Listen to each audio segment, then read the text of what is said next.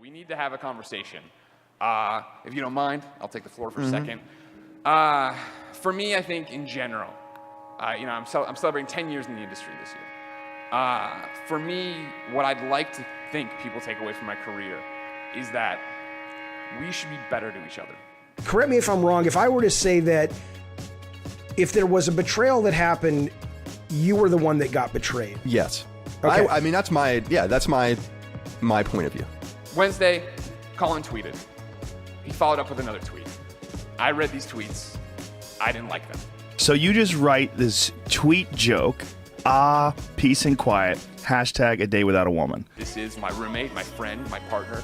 How do I want to handle this? I was in bed with my girlfriend actually when I wrote it, and I showed it to her, and I was like, this is kind of funny, right? It's kind of stupid. And she's like, yeah, it was funny. Then we didn't really think twice about it. I sent it, I got in the shower, I went about my day. And then when I got to work, I realized that it was a much bigger deal than I had thought. I didn't like the tweets.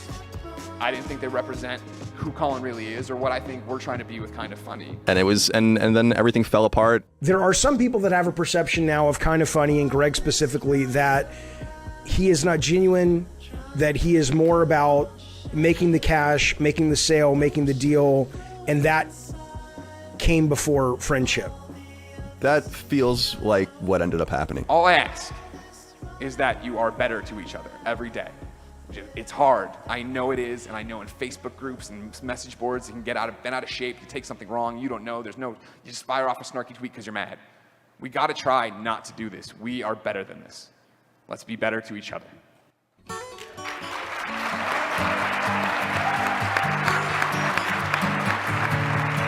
Now, are you ready for a dumb panel?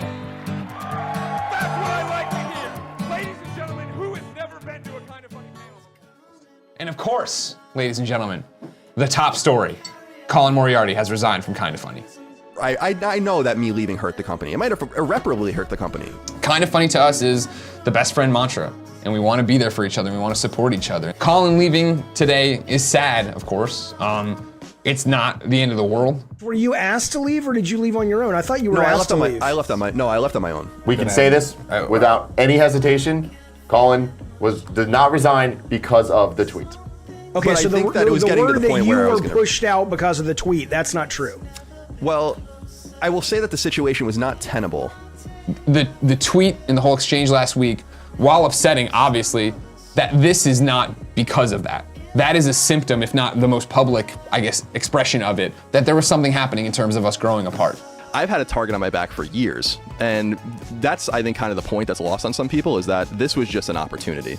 No one was offended by this joke. We're just going in two completely opposite directions in terms of what we want to do, and that's okay. The writing was on the wall at that point. I think at that point, like, I was on the clock. It was going to happen at some point. Either I was going to get removed, which they have the power to do, right, or I just sell and get out. This would have been great to sit here 10 years later and still all be here and have it, but dreams change and things change, and you want to go in different directions and do different things. And I want to do right by the audience that really cares about Kind of Funny. I don't want to be the Yoko Ono and be like, I'm blowing this motherfucker up, right, you know? Right. My intention was to leave so that they can do what they wanted, because it was clear that what I wanted to do and what they wanted to do were different. He's going in an awesome direction. We 150% are behind him in the fact that we support him entirely. We want him to go do what he wants to go do, and we want that to be successful. It wasn't intentional, but I really hurt Kind of Funny when I left, and I know that in hindsight that I did, and I don't know that they seem to have kind of just stayed flat. Whenever he does what's next for him, you can bet your fucking ass we're gonna talk about it here on the Kind of Funny Morning Show, and that he's gonna come on GOG and promote it if he wants to and stuff like that. Greg's never said anything or done anything to me since then. That's like, it's just that we've not talked, like there's been very little communication. What if it didn't change? And what if, we kept growing apart? And what if we all ended up hating each other in some respect? And that didn't happen. That's not where we're at at all. Yeah. In any direction. Yeah, exactly. I felt so hurt in that moment, and I felt betrayed, but I can't stop in some way trying every once in a while to be like, let's try and talk. And this is the best case scenario. And in literally, I don't know his timeline for anything. In, I'll say 2 years, even, we're all gonna look back and be like, this was the best. Because it is going to be that, hey, you're making awesome shit. We're making awesome shit. We all love each other. You still get to come out, we cross over and do, you know what I mean? Like, yeah. Do you feel like that's bullshit, going back and watching that now? Yes.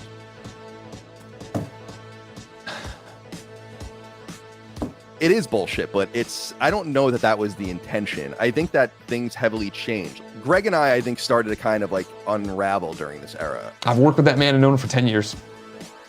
I've never been more proud of him today. Greg had to deal with a weird version of me sometimes.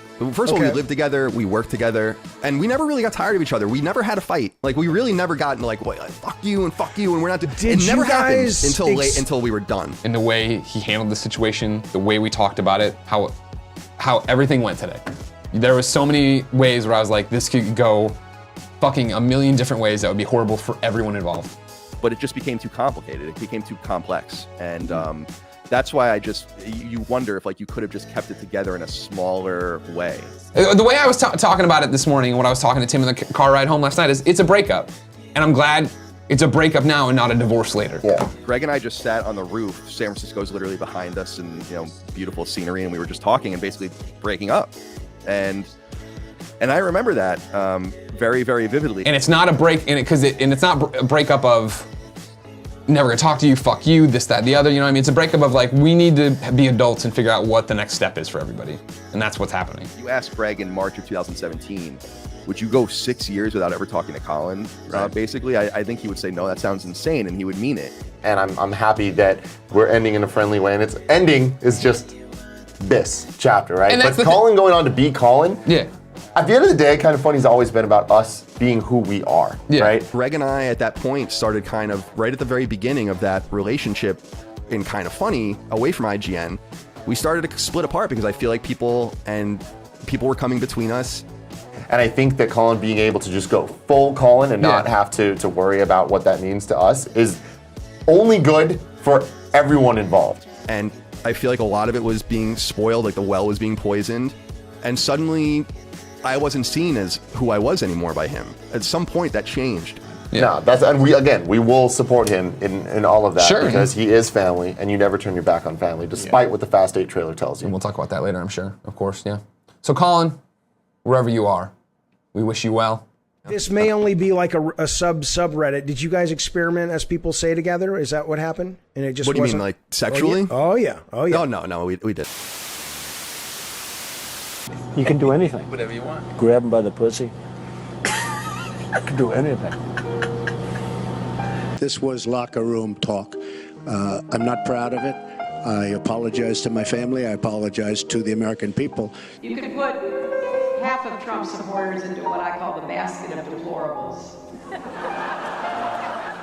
There's a large swath of the country that doesn't want to be told what to think, that got tired of being told that they were sexist and racist and misogynist and bigoted. They're racist, sexist, homophobic, xenophobic, Islamophobic, you name it. This isn't the end. This is a massive backlash against liberalism, against political correctness, and against the establishment. Donald J. Trump is now President of the United States. President Obama. It's not just a redneck, racist, misogynist group of people that voted for him. He won white women by 20 points. Today, the day after Donald Trump became their president, they chanted. Kind of Funny's Colin Moriarty resigns after writing a racist joke that targeted women.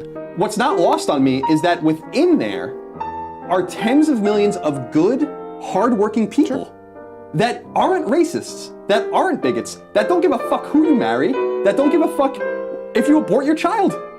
They don't care. Yeah, I think Donald Trump and just that whole election cycle, regardless of the outcome, just absolutely broke people's minds. It was amazing to actually bear witness to in hindsight. Roe versus Wade, for instance, isn't going anywhere.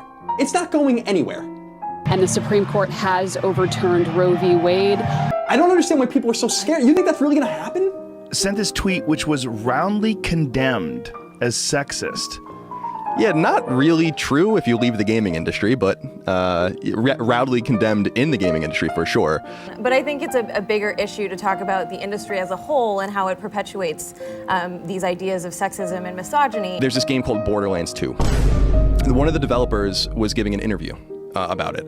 He, and this was back in, I think, 2011. He said something to the nature of this particular mode in the game is accessible for everyone. It's like a girlfriend mode if you want your girlfriend to come play. Women are perceived as threatening because we are asking for games to be more inclusive. We're asking for games to acknowledge that we exist and that we love games. People went after this guy and tried to get him, you know? And I wrote this piece saying, like, what the hell is everyone doing? This guy just is trying to explain something. He's not a sexist. Why do you make these assumptions based on this one thing about him? And why do you want to ruin someone? I don't know who created Pokemon Go, but I'm trying to figure out how we get them to have Pokemon go to the polls. Go into 30 people at IGN and be like, oh, who likes RPGs? And 10 people raise their hands. And who likes sports games? And 7 people raise their hands. And who voted for Trump? Who's a conservative? Who's pro-life? You know, like, right. who comes from a red state? You know, right. like it's, and that's the thing, like, that's where I think that the essence of diversity is. That is, to me, the essence of diversity. No one's gonna give a better an interview than Dave Rubin. Like, the guy's a fucking master at showing both sides. That, to me, sort of shows why the media, and especially the leftist media, hates games now, or hates gamers. They don't like people who solve problems. Is this a bridge too far, or am I onto something? I don't know, I have to think about it. I haven't really thought about it. I think there's something there. Gamers want to get shit done. Whatever world you're in, you don't want people to help you do everything and cheat for you. That's not what the left likes. Sure. So they have to not like games. I think there's something really there.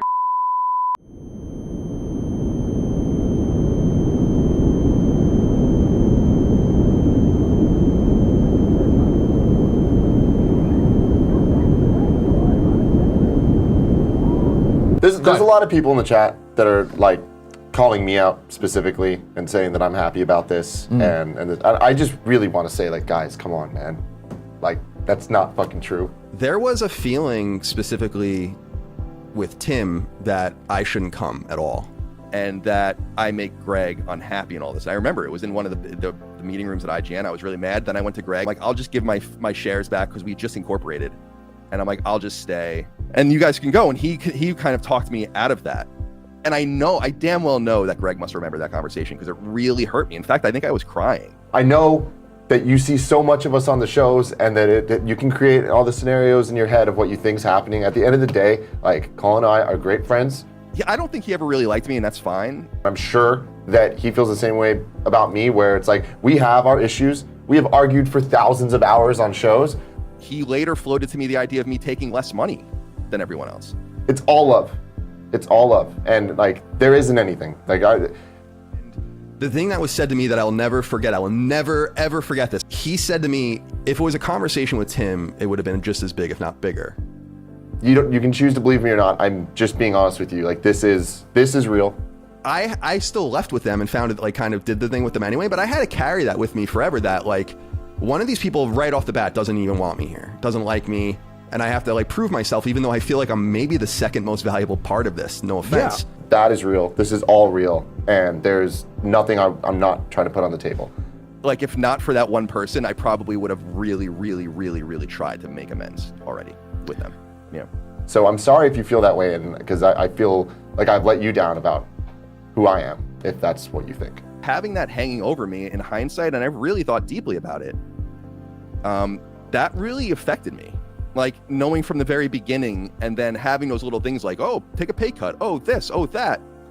It makes you be like, it makes you really second guess and, you know, your own value. And I've never talked about a lot of that stuff publicly, but it's true and it hurts. So I'm scared, like, every day that I'm going to do the wrong thing or say the wrong thing or whatever.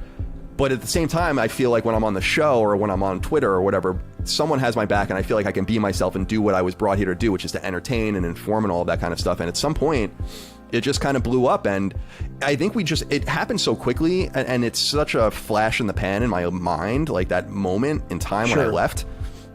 But it felt like, I remember being like, I felt like Greg was just done with me. I think in a lot of ways, like, their relationship, Greg and Tim's relationship with each other, really subsumed mine and Greg's relationship, which is fine because that happens in nature, and but that came with consequences. But when things got serious, when I was really upset or emotive or dealing with something, it was always me talking to him. and him just listening and maybe giving advice, but maybe just listening. I think part of the consequence is Greg just had no patience for me anymore. And to his credit, I think at some point he's like, I can't deal with this anymore. And I think that's what Tim might have been saying when he's like, you make Greg unhappy. Whether Greg said that to him or not, that's something you remember when someone says that to you. That's like burned into my brain. It hurts a lot. I want to say one thing to you personally, and I've said this to you privately, but I want everyone to know it. When I was out there drowning, you were the first person that lent me your hand, and you treated me, it's bringing tears to my eyes, like you're my newest friend, and you treated me like you were my oldest friend.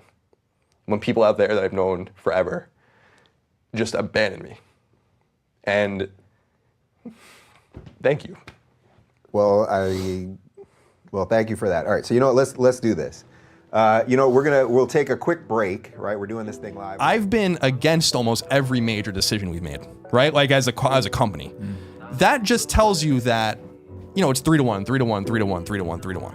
And it made me feel alienated and isolated when I host an occasional PAX panel or something like that. It's like, I don't want to be here and do this at all. But I don't even want to be at the show. You know what I mean? Because I have the most fun every day doing this, and I don't want to put that on you that you're not having that much fun doing this. I'm going to go in a direction that is much more political and historical and philosophical. I've been playing video games for almost 30 years, every day of my life, and they're an important part of who I am, and I'm happy and I'm so excited to reclaim them as a hobby. Talk about our E3 plans this year, and like my ultimate verdict, I hope, is that we just don't go. I know that's not gonna happen, but I'm just like, I don't want to go. Like, I don't want to go to E3. They have a different vision, and I respect that. I don't want to drag them in a different direction that they don't want to go in. When you came back from Reuben, you told us, like, I'm gonna get in on this culture war. This is what I'm gonna do, and I'm gonna be loud, and it's gonna be this lightning rod. And we were like, ooh, like, we're not gonna stop you, obviously. We're not gonna stand in the way. For me, I was like, can I sit here with moral clarity and disingenuously act like I'm happy and disingenuously act like I want to do this? Because I don't. And not after that, and I felt like I can never be myself again. But when you came back from the Reuben report, and I've known you 10 years, we've been super close that entire time. I've seen you, I think, honestly, on another level, like truly happy. I've seen you truly happy twice. We'll always be friends. I mean, we have significant disagreements, and I don't want to get into the behind-the-scenes things of what happened and all that. I don't think that's my story to tell alone. Maybe if they want to tell that story with me one day, we will. Hey man, how was Reuben? You just said, and you had this, it was like somebody had taken this weight off you, and you were just like, I haven't had that much fun in a long time. And I was like, oh fuck. I've known them too long, specifically Nick and Greg, who I've known for 10 years. I mean, I've known those two guys for a very, very long time. And I would never want them to fail. And I would never want them to not find what they're looking for as well. And that was part of the reason why I resigned. Do you miss doing your history show? The history and political stuff was interesting, and it was growing, and I was doing good traffic, but I didn't feel like I personally had what it took to sustain. I didn't want to do what it would have taken, which was to like be a partisan and an ideologue and all of that. And I wasn't interested in that. So I was really scared off of politics just by the reaction of it's just very toxic, and it was making me unhappy.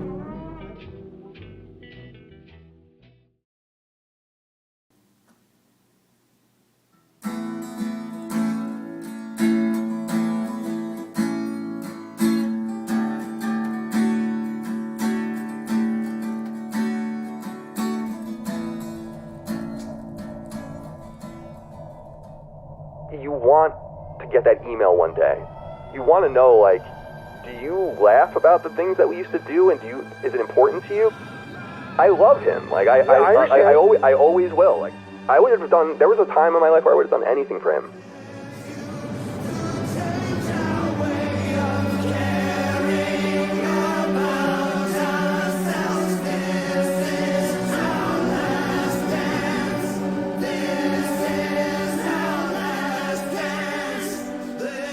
Thank you for coming through. Yeah, thank you. I've known you for 10 years. Mm-hmm. You've been my partner for most of it. Sorry. Thank you. I love you. I love you too, bud. Keep it together. I can't. You know that. I'm never going to see you again, but keep it together. I know.